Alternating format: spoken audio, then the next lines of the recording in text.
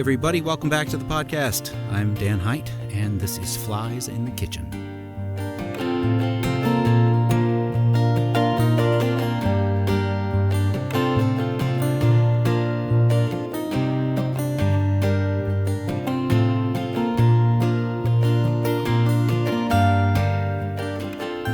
Today I'm doing something a little bit different. I'm uploading a two-part episode. Now, this is only because I just got finished talking to Ron Freeman, and it was a really great conversation, and I had a more difficult than normal time editing it down. And really, these are podcasts, after all, and we aren't constrained to a specific time, so I'm just going to post it all. I think you'll find that it was worth the time. I'm posting them, by the way, at the same time, so if you really are in the mood for a long one, you have that option. So Ron is a local songwriter. He's a friend of mine. We first met at a songwriter showcase where I was blown away by a song he had written called Heat Without Light. And you're going to hear us talk about that, and I'm going to go ahead and play that for you when the time comes. And the thing about Ron is that he is a very thoughtful kind of guy. And by that I mean he thinks a lot about what he writes and says and how he tells a story. And one of the things I love about Ron is that he tells a really good story with his music. They're lyrics that you really pay attention to. They're written with such a deliberate intention that you want to hear them. So really try and hear these songs when I play them. Finally, Ron not only is great at writing music, he also loves to go out and hear live music, and he and his wife Savannah have cultivated an awesome community with their house concert series that they host at their home for over 2 years now. You'll hear a good bit about that as well. So let's just kick this off. I'm going to give you part one of my conversation with Mr. Ron Freeman.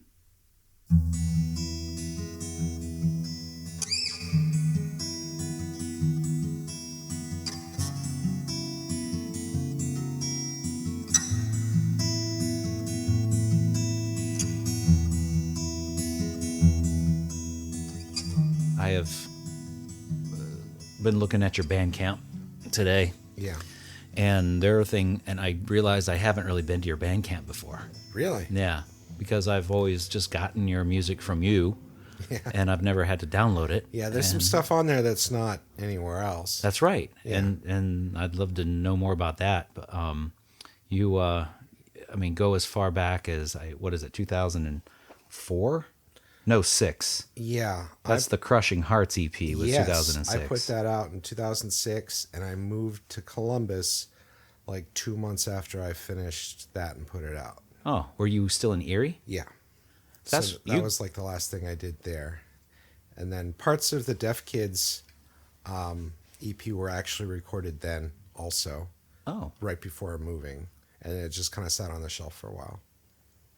So how far back were you writing then? I mean, you moved from Erie and you grew up in Erie, right? I grew up outside of Erie in a suburb, and I started writing songs in high school, and I got my first guitar when I was 16, but I was actually writing songs with Seth Ellsworth when I was 14, he was a few years older, and he actually approached me about writing lyrics and stuff for him.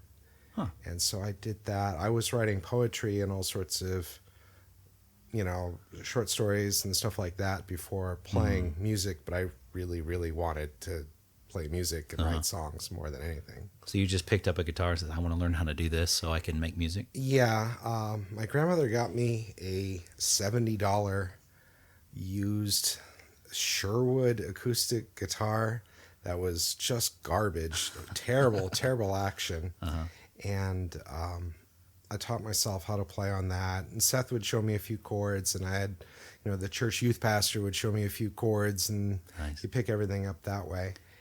And then after that, and struggling with it forever, I got like a cheap used Epiphone for $115, and suddenly it felt like the greatest guitar in the world because of how bad this first acoustic guitar was. So Yeah, but I got that, and as soon as I learned a chord, I wrote a terrible song with the one chord that I knew. Because that's why I was learning. Cause You want to share that? No, it was really bad. I mean, as a joke. Most of the early songs were just kind of jokey. Because what do you do when you're 14 or something? You know? Right. Yeah, I had similar experience when I grew up playing. Well, my dad taught me a little on his old Silvertone, 3/4 size Sears Roebuck guitar, cool. and I still have it upstairs, and I played on that for forever, and finally one Christmas they got me an old Fender knockoff Franciscan something or other guitar, and it sounded like $1 million. Yeah. You know what I mean? So that's what I played all through high school, and then I started. It's like, hey, maybe I'll do more of this, and so I kind of moved up a little bit. So. So you were writing I'm glad you said you were writing poetry and sort of things, because I could tell a lot, from. Well, I was listening to some of your earlier stuff, and I was thinking, wow, this is there's a lot of poetry here, and your writing for me has always been pretty poetic and pretty intentional, but in the sense that it's not just words repeated over and over again. I mean, there's an actual story and an actual intention, it seems like. But I was listening to the Undercard album. Yeah. And I really like it. Oh, thank you. I mean, since we're kind of going back, that one was 2007, right? December says. I mean, that's what Bandcamp says. Yeah, I guess if Bandcamp says it. I know it was the first thing that I released here, and I had been working on that in Erie, too. That was kind of a transition. Yeah. So the one that I paid attention to the most on that one was Through the Rain and the Radio. Oh, yeah, we still do that one sometimes. Really? Yeah. I've never heard you do that before. Really? I'm not crazy about singing it. I've never sang it very well, and it's kind of just because of where it is on guitar. It's no capo anywhere. I'm playing in E. I can't really lower it. Right. I could raise it with a capo, but for Savannah to take over the lead vocal, it just doesn't work anywhere near where I played it. But we did it once with Sarah Hudson from the Salty Caramels singing my part and Savannah singing the harmony, and we did that at a house concert. Really? Yeah, it was really nice. I would love to hear that again, because I was listening to it and I mean, it was very much poetry. The whole just saying it's amazing how you talk while you're sleeping through the rain, and the radios of the passengers beside us as they stare at the sports page, dreaming of a new age, just like you've done, just like everyone I know.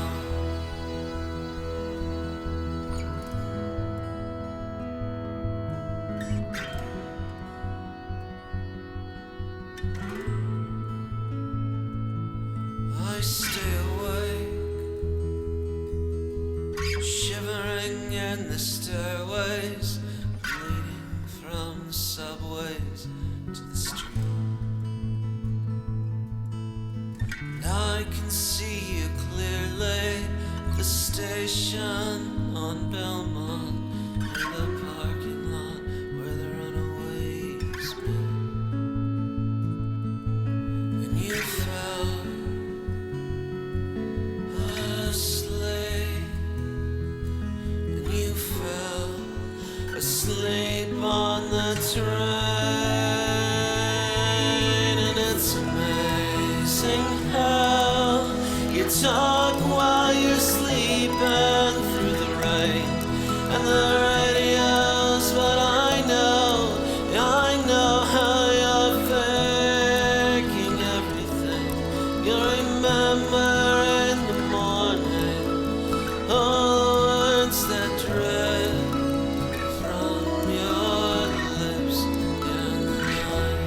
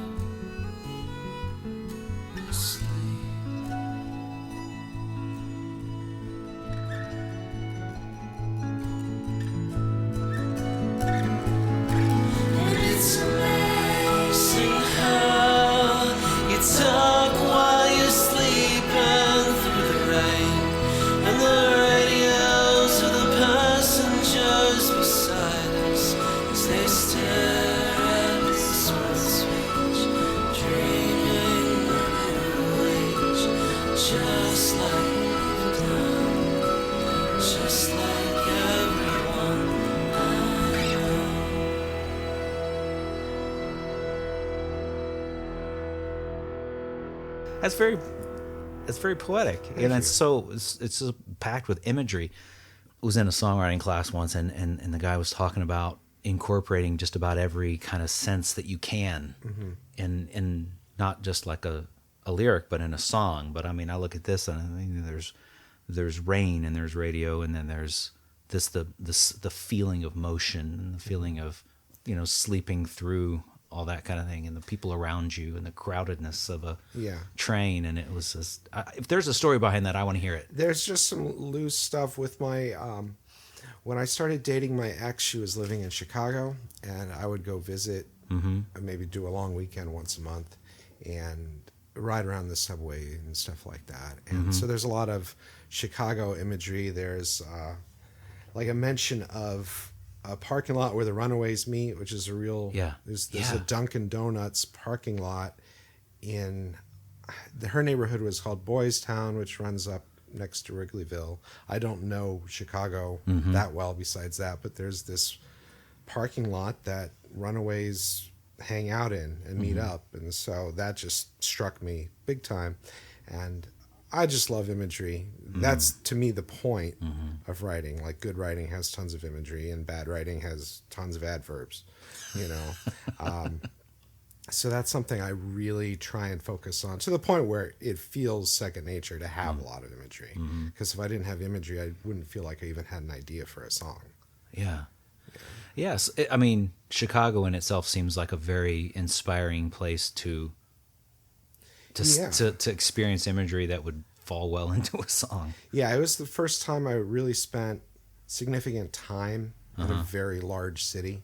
I had visited New York before, but it'd be a weekend once. And I was going and spending 3 or 4 days there once a month for 6 months, to the point where I at least knew this big city neighborhood. And I felt so small town before that. So it was striking, and just, I don't know. It's definitely my favorite song on that record, and the one that stays with me the most. Yeah. So that's why we still do it. So I should break it out more, I guess. Well, I mean, not to, I will dwell on it for as long as I want, but I think that not only the lyrics, and the music, but just the production of it. I love was that an accordion, or was it electronic? I'm trying to remember. Because it sounded gosh, maybe I'm mixing it up, but it sounded like there was a deep rumble, but there was also... I don't really know. I can't remember how we got that. This was, at this point, like 12 years ago that we recorded it. So I know it's basically everything on there. I might not even be playing guitar on it, because I think I wrote it, and then it was just going to be quicker for Chris to play the guitar part, because that picking thing, I do that live, but I was the worst guitar player 12 years ago, and so Chris just did it better. So I think almost all the instruments are Chris and Seth. Yeah. And then, yeah. Well, regardless, it was put together really well, and it had a ton of reverb in it, which kind of added to the mystery of it, and it just was a very emotional and very, I don't know, it just felt good, and I don't want to sound like a jerk, but that didn't sound very much like you. Let me explain. Just because of your own self-described cynicism in writing, that sounded like a much more hopeful song. Oh, I talk about the cynicism with you, and I have with other people, and I realize I'm not just a hopeless cynic all the time. I don't think you are either. I have a lot of elements of it, but I feel like all of those elements are completely appropriate, and it's crazy that other people don't have those elements of cynicism, like mixed in with whatever else they're feeling. Well, sure. Your latest release wasn't that "Thank You for 39 Years"? Yeah, that's a gorgeous song. Thank you. That's just and that was just inspired by the sign that you have the picture of. Yeah. Right. So there's this restaurant. They tore it down. It was out in Reynoldsburg. Was it the Summit Inn? You're looking at the picture. Old Town Summit. Old Town Summit. I've never even been there. Summit Town. Old Summit. Yeah, I know. I've never even been there. I drove by one time, and they were out of business, and their sign said "Thank you for 39 years," and I jotted it down. And I've seen that, some sign like that from all sorts of restaurants that have gone out of business. Yeah. And so that always stuck with me. I hate when restaurants I love go out of business. Yeah. So it's very easy for me to project onto that one. I think of places like, Frank's Red Hot Diner in Erie was a place that I loved, and they tore down. And there's everybody's got some place like that if you live long enough. Right. Yeah. For 39 years, there'll be stories behind there. I mean, and I guess Savannah, your wife, did the Yes. vocals on that. Yes. And beautifully. But it just had your first kiss in our parking lot. First said "I love you" in the booth over there. It's something else I enjoy about your writing is that it is so conversational. You know what I mean? It's not. You don't kill yourself to have metric lines that fit and rhyme every time. No, I don't. I don't even think about it that much. I rhyme, but Sure. I never count syllables. I remember like trying to work with someone who did, and I was like, why are you doing this? It seems so awkward. It's like, why does every line have to have 8 syllables? That's Right. weird, Yeah. because to me it just kind of takes away melodic possibilities to be that strict. But I like what you say with the conversational. When I write things that aren't music, I'm very attracted to dialogue.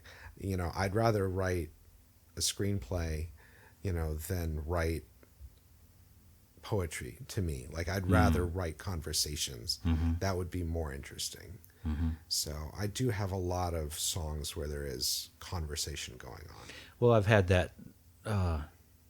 that challenge to myself, I think, to try and write more conversationally. I mean, some of mine are, but I haven't been intentional on it. But it's been one of my things where I feel like one of my next goals is to loosen up a little more. Okay. And just not worry so much about where a line is going. Sure. I mean, because I hear it works in yours really well. Like, I mean, Glenn Burke invented the high five. I mean, you've got, not to mention, you're in the tradition of your song titles just being really cool and catchy and pretty much explaining everything about the song. I mean, the first line of that, Glenn Burke invented the high five, is a mouthful to say, Yeah. but it just rolls off your tongue. You know what though? I had that idea 3 or 4 years before I wrote that song. Yeah. And I knew I wanted to start with that line, and it took that long to find a way to make it roll off your tongue. Really? Yeah, I tried many different melodies with it, and it sounds like the simplest thing in the world. I'm just going from, I think, a G to an E minor. Well, I'm playing it with a capo on, so I don't even remember what key I'm in, but maybe I'm in D. But so I'm doing a simple chord progression, but Right. just finding a way that it all fit together Yeah. and felt relaxed, because every time I tried to work on it for years, it was really awkward and clunky. And so it just took lots of tries to make it not clunky, but I knew the idea was good, so I just kept trying it. So one day you just read someplace about Glenn Burke and you were just like, gosh, I need to make that into a song. I think I heard it on a podcast. Really? I heard the story. I can't remember which podcast. It might have been The Memory Palace. I don't know if you've ever listened to that. Yeah. Might have been that, or it might have been something else. I don't know. I like those kind of Nate things. DeMeo. Yeah, he's great. So speaking of the Glenn Burke and the titles that you come up with, there's a few other that I really like. Okay. That I'm going to throw out at you. Like, for example, like "Thank You for 39 Years" is one that's just pulls people right in. Ooh, what's that about? But the only American kids who love the Tragically Hip. Yeah. Rock and Roll Saves Lives. Yeah. I like the title that says more. Uh-huh. For one thing, I think in ways it's evocative of, I'm thinking of like 1950s short stories. Like, they didn't have one-word titles. They had titles, that it didn't really matter if they were long, because they weren't going on a movie poster. They weren't going, they weren't appearing in your Facebook feed. They were just, you open the magazine and there's a 5-word title, and it doesn't feel like a long title in that context. But now I see so many songs that have like 1-word titles that I'm like, I don't even like remember what the word is, or can't separate it from all the other songs with 1-word titles. Yeah. So even if you can't remember like one of my titles, like you could probably remember an element of it, because I try and put imagery in the title, and the longer title kind of jumps out that if you're having trouble trying to remember, hopefully, I don't know who actually Googles me, but if they Google it, like it would pop up and like instantly come to mind. Sure. But I don't know. To me, it's just kind of fun. Rather, I find the 1-word title thing that was kind of in vogue in the past 15 or 20 years. No, it makes a lot of sense. I mean, you look at some of the most memorable shows, like a funny thing happened in the way of the forum or something like that. You know what I mean? Yeah. Now it feels like they would just call it forum. Yeah, right. I'm like, okay. It's a blunt thing. The 1-word thing is a modern thing to me, and I don't feel like what we do is modern.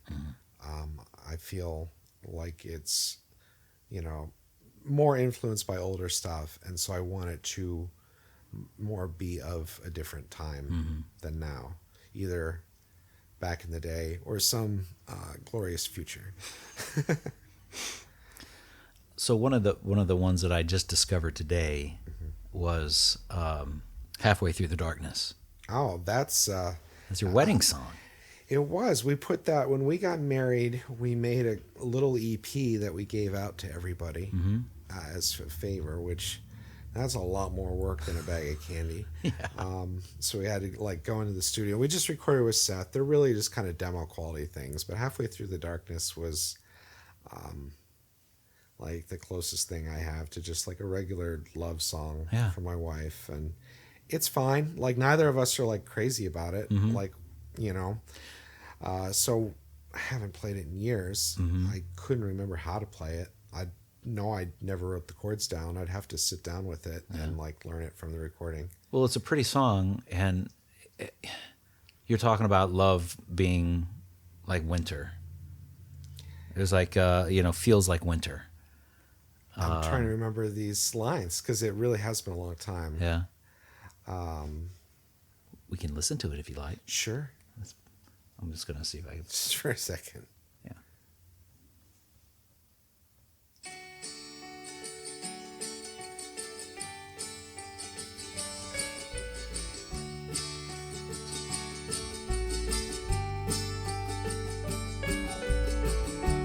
Every boy from the north only sings about the cold. I am scared of the sound of the songs in my soul. Everyone sounds like winter to me.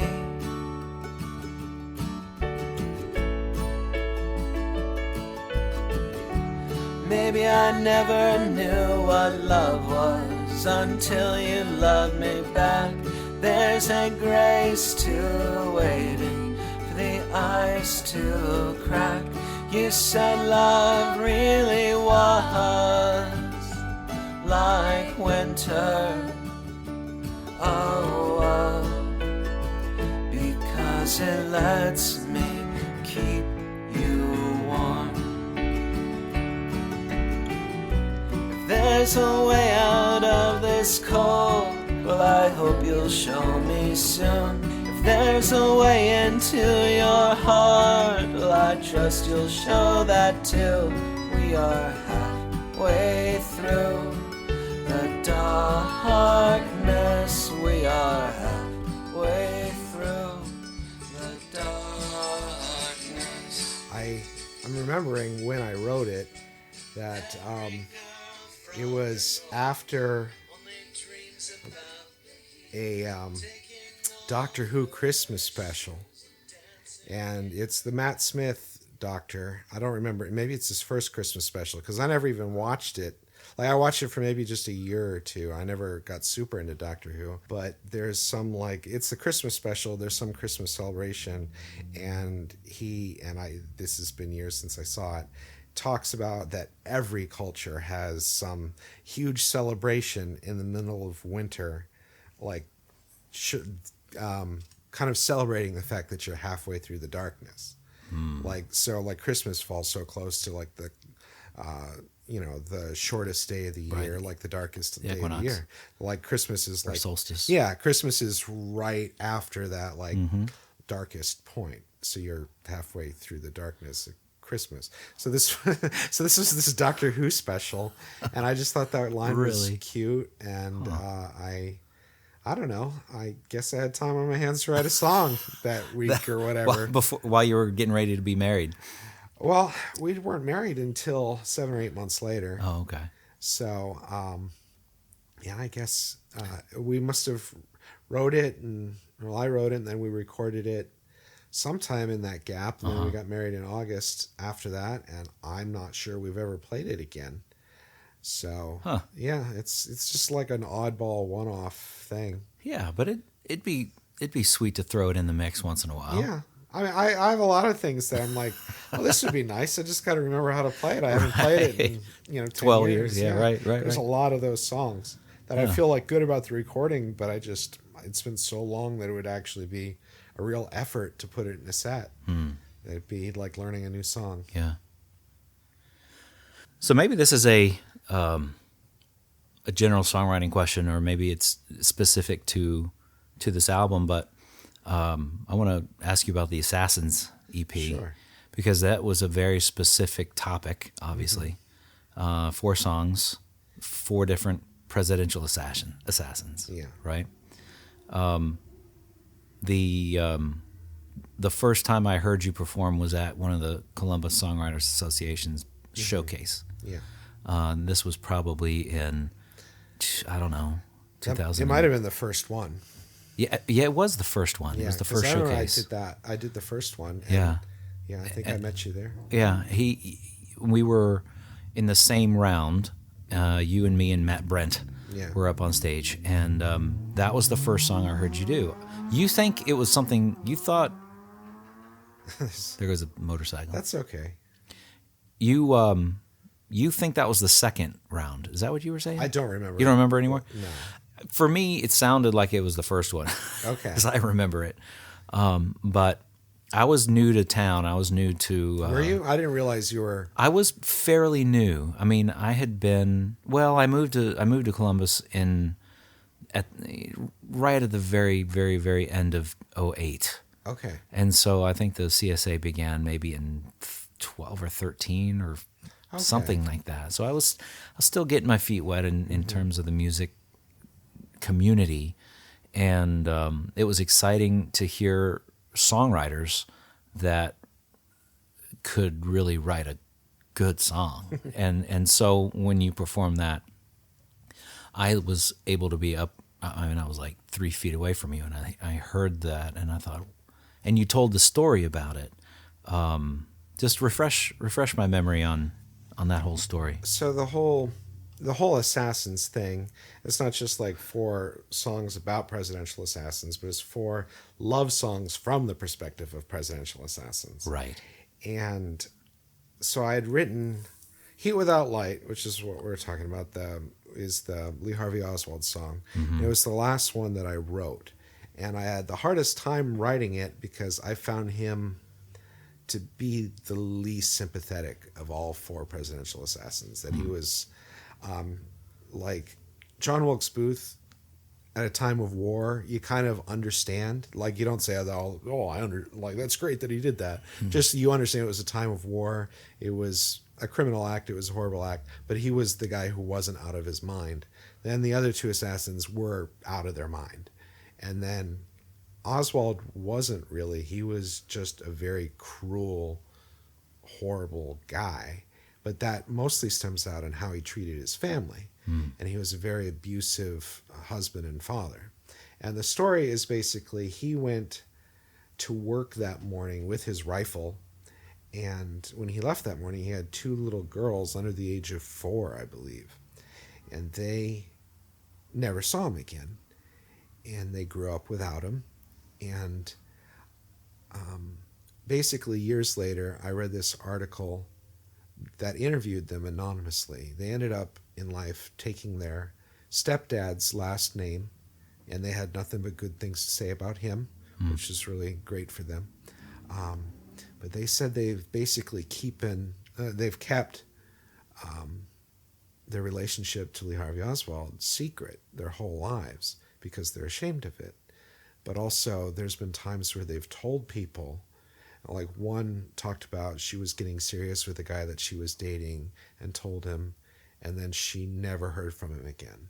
Wow. And there was the other sister said she told her closest friend at work, and the next day everybody at work knew. And so they've been just kind of hiding from this their whole life. And so as I was struggling with the idea of writing a love song from the perspective of Lee Harvey Oswald, it was hard because he did not act like he loved his family in the cruelty and abuse that he's shown. So it's kind of hard to get in that. So you'd have to get in the perspective of an apology and what would motivate somebody to be apologetic. And so to me, I always kind of like callously called it his apology from hell, that he's kind of in the afterlife with a clearer realization of who he was and what he was to his family, that he can look from that. And the actual phrase "heat without light" comes from a Flannery O'Connor story that that basically represents man's separation from God, which, many people would just classify as hell. That feeling of heat without the light that gives the heat, is that separation. They caught me inside the theater in a cheap double feature. It's a sad cry of battle. Movies been like forever through beat-up projectors humming over my shoulder.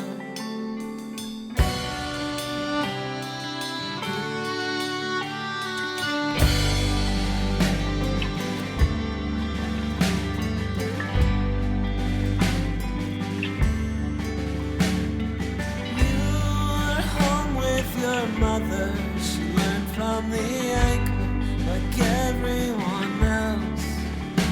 Her tears smell like cigarettes on a black and white TV set through rabbit ear signals. And I feel heat without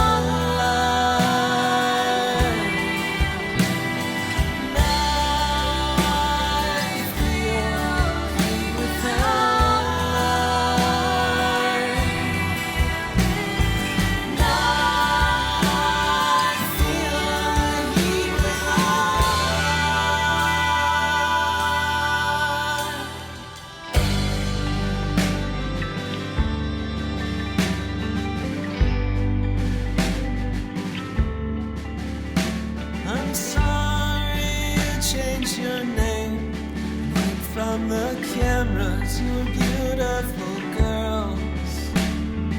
I never got to explain why it all happened, why I let you down.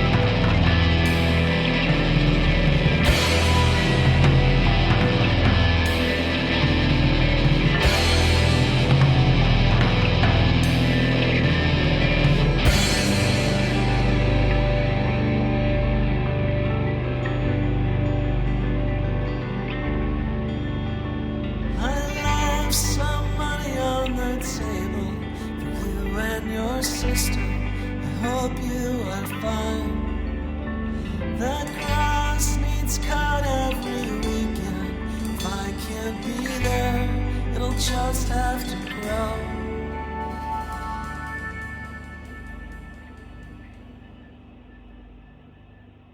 And so that's how that all came together in a way, but it was a very challenging thing for me to write. The other ones actually came relatively quickly. And this was because I, at this point, was committed to writing 4 Assassin songs. And this is like the 4th one. And so I worked on it for months. What even inspired you to even come up with that idea? Well, it actually came from, I wrote Lucy Hale, which is the John Wilkes Booth song, without having an idea of an overarching thing.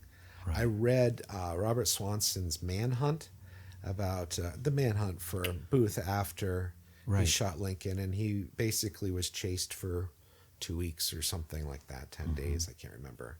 And I read that, and I also read Sarah Vowell's Assassination Nation, which talks about different significant places in the history of presidential assassins.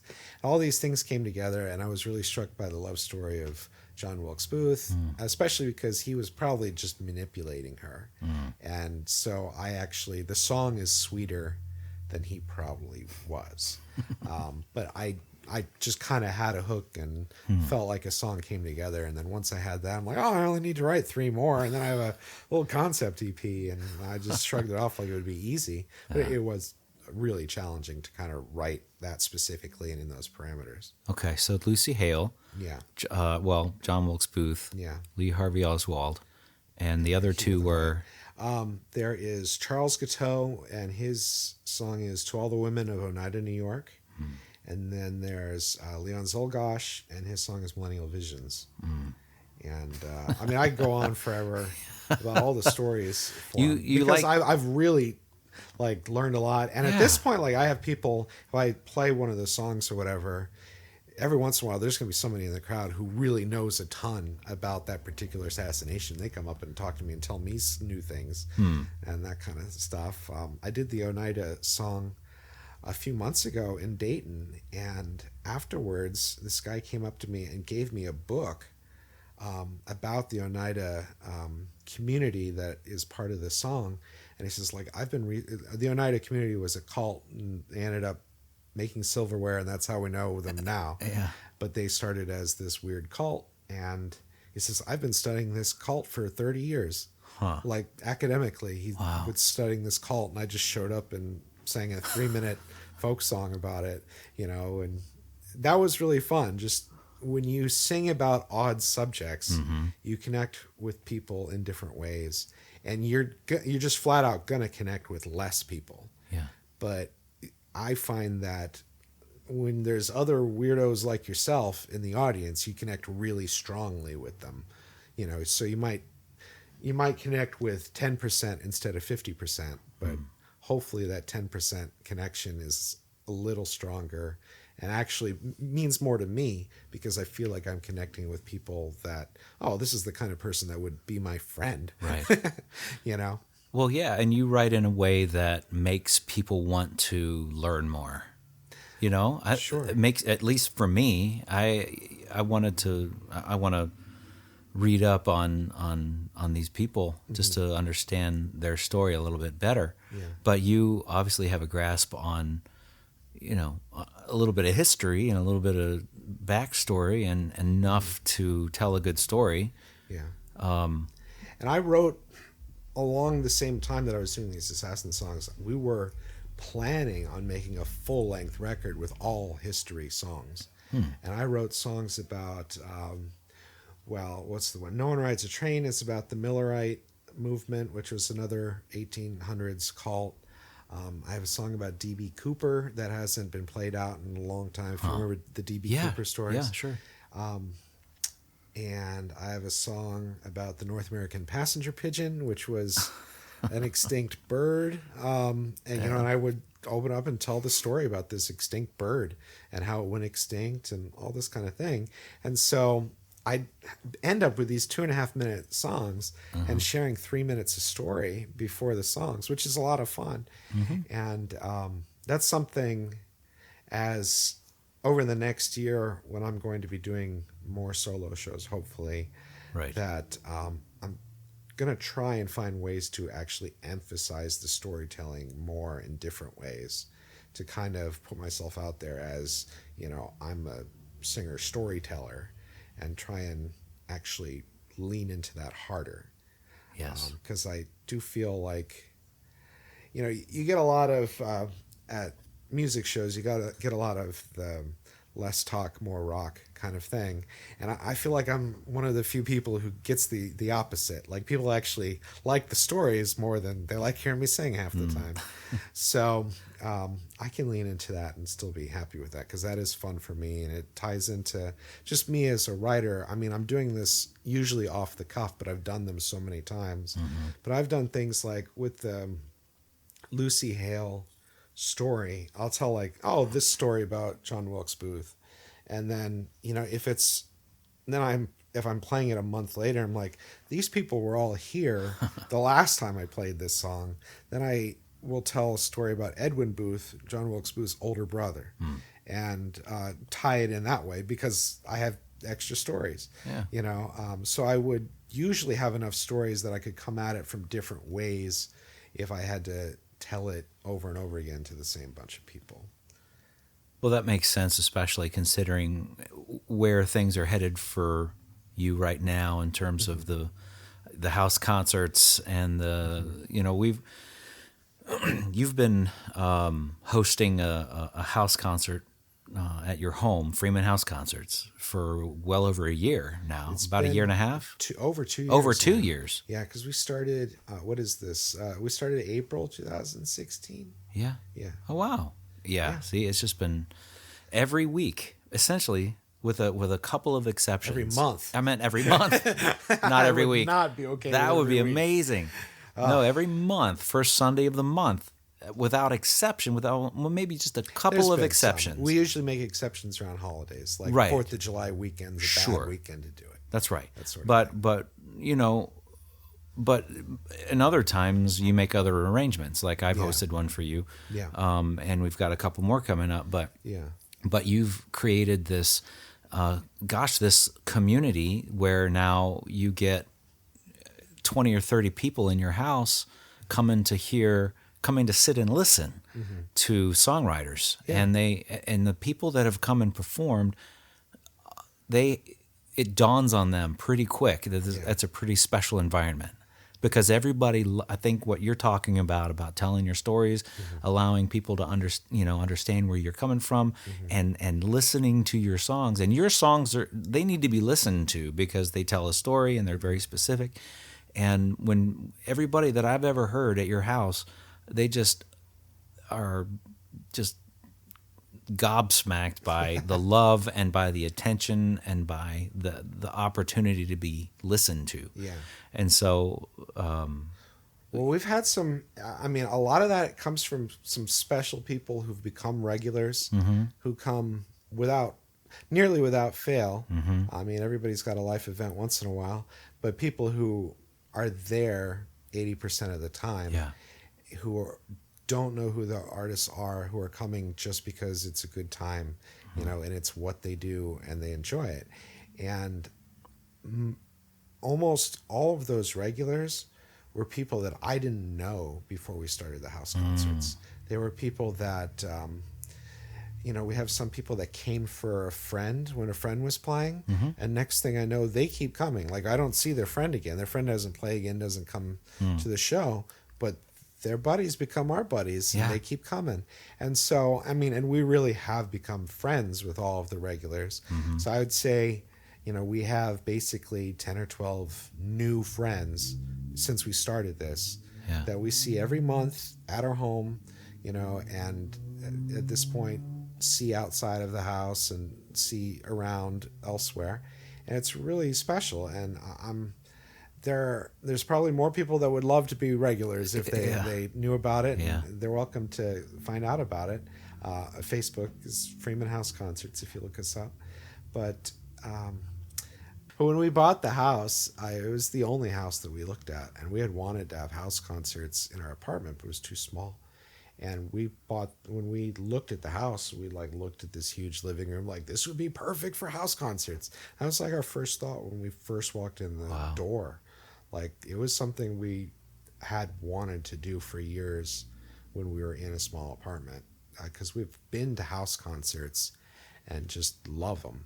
We love them. And a lot of what got us into it were, there's this kind of like record label / booking agency called Undertow that has David Bazan and Will Johnson, Eve Barsley, Rosie Thomas. These are all people that they book, and a lot of them just for house shows. And man, Eric Bachman, also amazing. These people are all amazing. Everybody that they book are amazing songwriters. And so we've been to several shows that they put on in town, and they always just do like, I mean, these are all touring guys, but they're $20 and amazing every time, you know. And we went to some of these like, this is what we want to do, you know. We haven't actually ever hosted one of theirs because we kind of like locked into how we're doing it, but theirs is much more like equipping touring artists to do it, which, gosh, I'd love to get plugged into that. I'd love to drive around the country doing house concerts and playing. But I mean, when I started it, you were there, and your wife was there, and maybe one other person was there, and then another couple of musicians. There was hardly anybody there. But part of me starting it was like, I don't think I ever played a house concert before I hosted that one. And I was like, man, I'd go over great in a house concert. I know that, like, that'd be great. And because I always felt energized when I had an attentive audience. When I had an inattentive audience, I get to feeling indifferent, or I start to hate myself a little bit. It's just like I'm not having fun with an indifferent audience. Right. And I mean, I can not have fun anywhere without lugging gear, you know. So it's easy to go not have fun somewhere. But I really wanted to, you know, I figured if I created an atmosphere where I would enjoy playing, that just about anybody would enjoy playing it. And there are so many talented people. I figured out, since we've had like 21 of the house concerts, we've hardly repeated more than like 8 or 10 acts. So we've had something like 60 some different musicians play in over 2 years, you know, and just about everybody's been really great. And with the exception of 2 or 3, they've all been in Columbus. And I know if I got to know more people, I could find another 60 great acts. There's that much talent in Columbus that, like, I'm not running out of, like, I only am running out of talent because sometimes I run out of people that I know, but I just got to make more friends. Well, that's one of the things that I really like about it, is because it's kind of an unwritten policy of yours that you want to invite local songwriters to this thing. I mean, there's songwriters all over the country that travel around and all this and that. And you've had some contact you, and you say, well, politely, you're like, well, I appreciate you, but we have so many local talent, and that it's, you know, it's something that we kind of focus on around here. And there's places that, I mean, I think of places that aren't good at hosting local talent. They might have a listening room, right, but they're not itching to have locals. Like, they prefer out-of-towners. And I kind of want to be the opposite way. I think every out-of-towner, and like I said, it's been just 2 or 3. One was a friend who used to live here, you know, and then a couple were people that had friends here in town. And so they had some local connections. If I just kind of like started booking out-of-towners all the time, it would be more stressful for me because I'd have people approaching me all the time, and I kind of don't want that. And to me, it's really fun to find the locals because I really am making new relationships and making new friends. And it's my dream for 2 people to meet there and get married. So like 2 people fall in love at one of our house concerts. I'd like to see that. That could happen. I could see that happen. It could happen. You know, I always point to Savannah and I met at an open mic. And so like we, you know, got to know each other in a musical context. And I just think that'd be really cute if something like that happened. Does the host of that open mic know that you... Oh, yeah. Oh, good. Yeah, they were at our wedding. Oh, good. I bet they they felt were very proud. Like, it was... It was Dave Walters and Sean Price hosted the Lot open mic down in Grove City. Oh. Yeah. And they were at our wedding. We were friends with, like, I was friends with them. And, like, I was a regular at that open mic, and Savannah was kind of like just dropping in and playing. Yeah. But she did that 2 or 3 times, and then started doing a lot more of them. Yeah.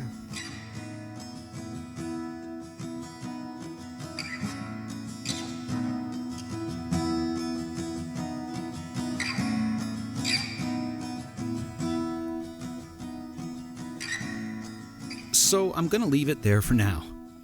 The next half of the conversation takes a really cool turn, and we talk a lot about what community looks like and how it's taking shape in Ron's neighborhood, especially how it relates to music. So I really hope you listen. I also hope you're subscribed by now on Apple Podcasts or Stitcher or Google or wherever you listen.